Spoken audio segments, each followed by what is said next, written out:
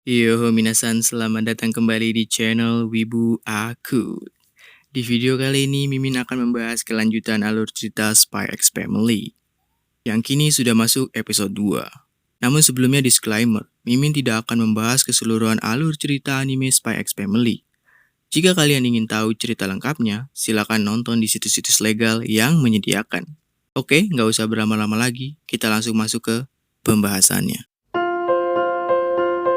Selanjutnya kita diperlihatkan Lloyd yang berusaha mendandani Franky sebagai wanita. Namun ternyata tak berhasil, bahkan Anya sampai berkata kalau ia tak mau punya ibu seperti ini. Anehnya, Lloyd kan ahli dalam menyamar, tapi ia tak bisa merubah Franky dengan sempurna. Lloyd mengungkapkan kalau ada batasan juga dalam penyamaran. Sejenak Lloyd berpikir ulang kembali tentang misinya. Lloyd sudah berhasil melewati ujian tertulis, tapi secara tak terduga, tes wawancara mewajibkan kedua orang tua untuk hadir.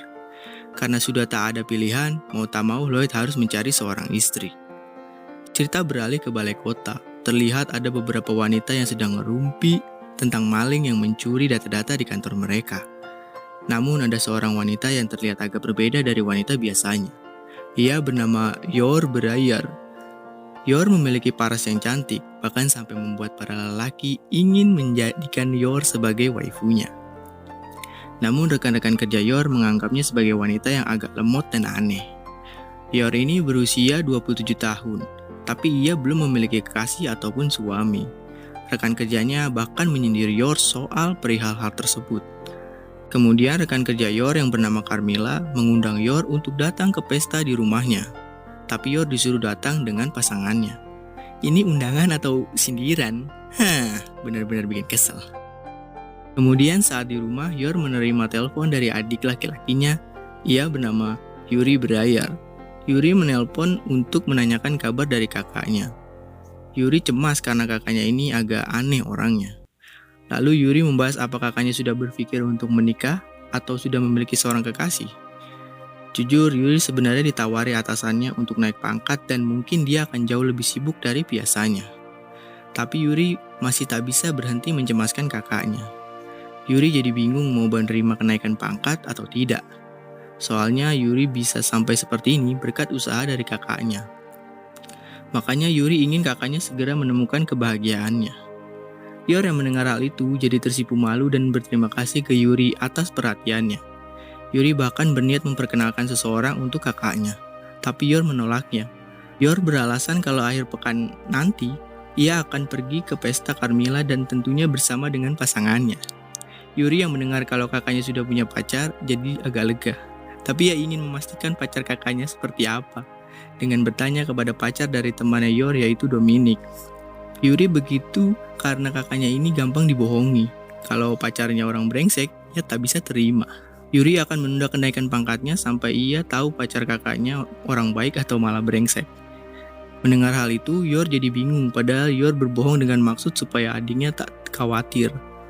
Kini ia jadi harus mencari pacar supaya adiknya bisa naik pangkat. Tak lama telepon berdering kembali. Yor langsung mengangkat karena mengira kalau adiknya yang menelpon lagi. Namun ternyata yang menelpon Yor adalah bosnya. Bos Yor menelpon dan mengatakan kalau ada tamu untukmu, Ibarahime, di Royal Hotel kamar 1307. Seketika ekspresi Yor berubah jadi sangat menyeramkan. Kemudian Yor pun pergi ke lokasi yang disuruh oleh bosnya. Ketika berada di depan kamar, Yor terlihat mengeluarkan semacam senjata dan menghajar para penjaga. Rupanya tamu yang dimaksud oleh bos Yor adalah seorang wakil menteri yang bernama Bernan dari Biro Audit Negara. Ternyata misi dari bosnya Yor adalah menghabisi nyawa dari tamunya. Di sini terungkap kalau Ibarahime adalah kode name dari Yor. Dia adalah seorang asasin yang sejak muda telah dilatih untuk membunuh. Saat lagi bersih-bersih, Yor jadi panik karena bajunya jadi rusak. Padahal cuma ini bajunya yang bagus. Untuk sesaat, Yor berpikir kalau mustahil baginya untuk memiliki seorang kekasih, karena dirinya hanya bisa bersih-bersih. Cerita beralih ke Lloyd yang mendapatkan informasi mengenai wanita yang masih single dari Franky. Akan tetapi untuk mendapatkan wanita yang mau sama duda beranak satu agak susah biasanya, menurut Franky. Anya jadi berpikir kalau dirinya penghalang bagi ayahnya. Lloyd pun mengatakan kalau Anya bukan penghalang, jadi nggak usah khawatir. Frankie bertanya kenapa Lloyd tidak pakai agen mata-mata wanita dari tempatnya. Lloyd menjawab kalau banyak agen mata-mata yang tertangkap belakangan ini.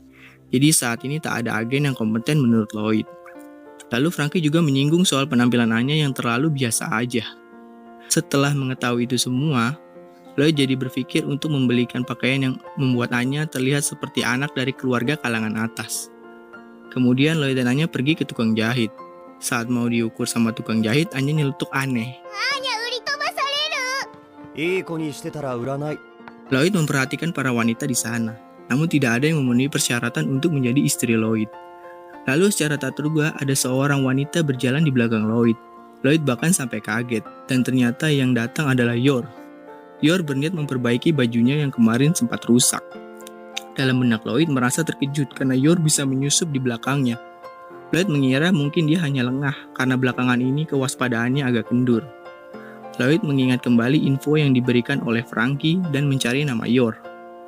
Otak Lloyd sangat cerdas karena mampu menghafal semua data yang diberikan oleh Frankie. Namun Yor menegur Lloyd karena dari tadi dia memperhatikan dirinya. Lloyd sampai terkejut bukan main karena Yor sadar kalau sedang diperhatikan. Lloyd pun beralasan kalau ia terpesona dengan kecantikan dari Yor. Yor yang tersipu malu pun mencoba memperjelas perkataan Lloyd barusan. Lloyd menjawab kalau yang ia katakan itu benar adanya. Yor sejenak teringat kata-kata rekan kerjanya. Namun saat baru ingin menyampaikan niatnya, Anya datang memanggil Lloyd. Yor baru sadar kalau Lloyd sudah punya anak dan ia berpikir kalau Lloyd pasti punya istri juga. Dia hampir saja jadi seorang pelakor. Dalam benaknya, Yor berpikir kalau pernah ada kasus seorang istri menghabisi selingkuhan suaminya. Tapi kalau misalnya itu terjadi pada Yor, ya dia pasti akan menyerang duluan. Yor meyakinkan dirinya kalau ia tak boleh jadi pelakor, karena takut identitasnya sebagai assassin terbongkar. Dan secara mengejutkan, ternyata Anya mendengar semua isi pikiran dari Yor barusan. Anya sampai memasang wajah syok mengetahui wanita cantik ini adalah seorang assassin. Namun ternyata Anya punya pemikiran yang menarik.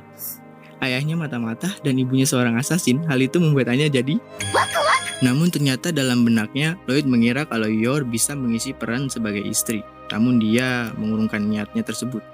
Dalam benaknya, Yor juga tadinya mengira bisa menjadikan Lloyd sebagai pacarnya untuk menghadiri pesta. Tapi karena mengira Lloyd sudah punya istri, dia mengurungkan niatnya juga.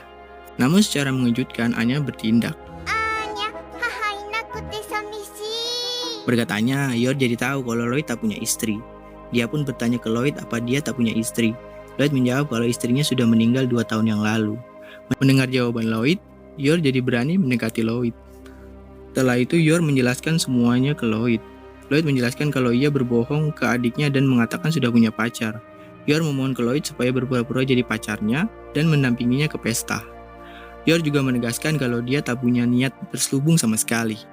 Yor pun berjanji akan membalasnya dengan cara apapun karena ia hanya ingin adiknya merasa senang. Lloyd pun paham dan menerimanya, akan tetapi ia meminta balasan Yor dengan berpura-pura menjadi ibunya Anya selama wawancara. Setelah setuju dengan kesepakatan masing-masing, mereka pun berpisah. Lloyd dan Anya pergi berbelanja untuk makan malam hari ini. Saat dikasih, Lloyd menerima kembalian dan sebuah kode misi dari markas pusat. Saat mengecek misinya berisi kode-kode nuklir yang hanya diketahui oleh para sesepuh wibu saja. Kode itu berisi misi untuk merebut sebuah karya seni yang dicuri dari Westalis, lalu basmi jaringan penyelundupannya. Pelaksanaan misi hari Sabtu jam 18 waktu Ostania. Waduh, padahal Lloyd sudah ada janji sama Yor hari Sabtu.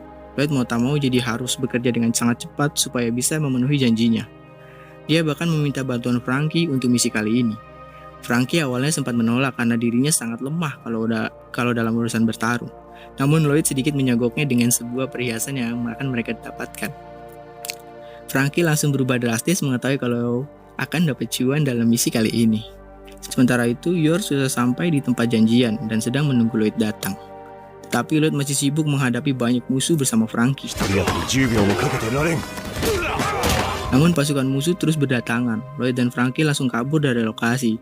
Saat melihat isi kotak perhiasan, Lloyd mengambil sebuah cincin diamond untuk misinya nanti. Akan tetapi musuh masih bersikeras mengejar mereka. Kita kembali lagi ke Yor yang sudah menunggu 1,5 jam lebih.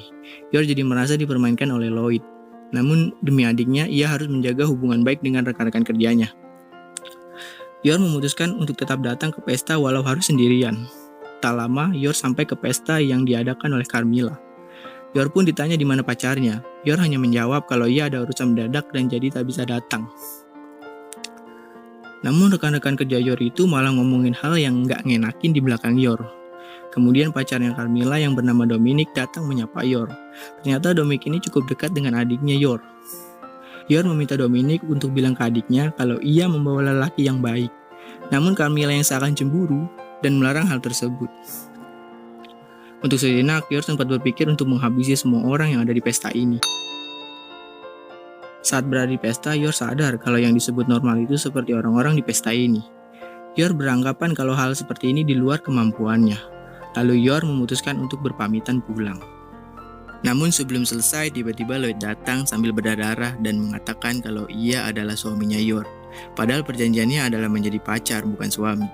Lloyd begitu karena pikirannya saat ini bercampur aduk dengan misinya.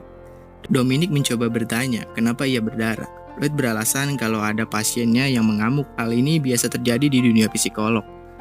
Carmilla sempat tak percaya kalau Yor sudah menikah dan tak memberitahu ke rekan-rekan kerjanya. Lloyd menjelaskan kalau ia ini duda beranak satu, jadi mungkin Yor sulit untuk memberitahunya. Carmilla sempat iri dengan Yor yang mendapatkan suami yang smart dan tampan, seperti saya. Ia bahkan berniat mempermalukan Yor dengan menumpahkan makanan ke bajunya. Namun, Carmilla yang gagal masih ingin mempermalukan Yor dengan mengungkap masa lalunya ke Lloyd. Carmilla mengatakan kalau Yor sebelum bekerja sebagai PNS di balai kota, ia pernah bekerja sebagai tukang pijat yang dipanggil ke hotel. Namun sebenarnya pekerjaan pijat akupuntur yang Yor jalani hanya penghalusan dari pekerjaannya yang membunuh seseorang. Namun Lloyd dengan senang mengatakan kalau ia bangga dengan yang Yor lakukan, karena setelah kedua orang tuanya meninggal, Yor berusaha keras untuk menghidupi adiknya yang masih kecil sampai rela mengorbankan kehidupannya sendiri. Bertahan dalam pekerjaan berat demi seseorang ataupun sesuatu takkan bisa dilakukan tanpa tekad yang kuat. Justru itu yang patut dibanggakan. Rekan-rekan kerja Yor bahkan sampai termenung mendengar perkataan Lloyd. Tak hanya itu, Yor bahkan sampai tersipu malu. Kemudian Lloyd dan Yor pun pergi dari pesta tersebut. Saat di dalam mobil, Yor mencoba memberi tawaran baru ke Lloyd. Namun ternyata musuh sebelumnya masih mengejar Lloyd. Yor bertanya apa yang sedang terjadi. Lloyd hanya menjawab kalau mereka adalah pasiennya yang mengalami gangguan histeria. Yor pun percaya alasan yang dibuat-buat oleh Lloyd. Mereka pun kabur ke sebuah pabrik yang sedang tidak beroperasi. Lloyd berusaha melindungi Yor sebisa mungkin tapi ia lengah. Lalu Lloyd terkejut melihat tendangan Yor yang sampai membuat orang tersungkur cukup jauh. Yor mengaku menguasai ilmu bela diri yang diajari oleh adiknya. Namun musuh masih terus mengejar mereka. Akan tetapi Lloyd dan Yor bisa dengan mudah melumpuhkan mereka. Dalam situasi mencekam ini, Yor dengan entengnya mengajak Lloyd untuk Jadi Yor berniat menjadikan hubungan mereka berjangka panjang, karena wanita lajang seperti dirinya tampaknya mudah dicurigai. Jadi hanya untuk kamuflase saja, supaya Yor bisa melakukan pekerjaan asasinnya. Yor berpikir hanya Lloyd saja yang bisa menerima dirinya saat ini. Lloyd tanpa pikir panjang langsung ngajak Yor ke KUA setelah ini. Karena lebih cepat lebih baik. Lalu Lloyd berniat memberi cincin diamond yang dia ambil dari misi sebelumnya, tapi sayangnya cincin itu jatuh dari saku jas Lloyd yang berlubang. Kemudian musuh yang tersisa berhasil menemukan Lloyd dan Yor lalu memojokkan mereka. Lloyd mengambil sebuah granat, kemudian langsung menarik pemicunya sambil melempar granat itu ke arah musuh. Sementara itu pemicunya dijadikan cincin untuk melamar Yor. Kapan emang gitu? Mungkin sampai di sini dulu alur cerita anime SPX Family episode 2. Jangan lupa untuk subscribe channel ini dan jika kalian suka silahkan klik tombol like-nya. Dan kalau video ini cukup menghibur, boleh dibantu untuk di-share ke teman-teman kalian. Sampai jumpa di alur cerita selanjutnya. Salam Wibu Aku.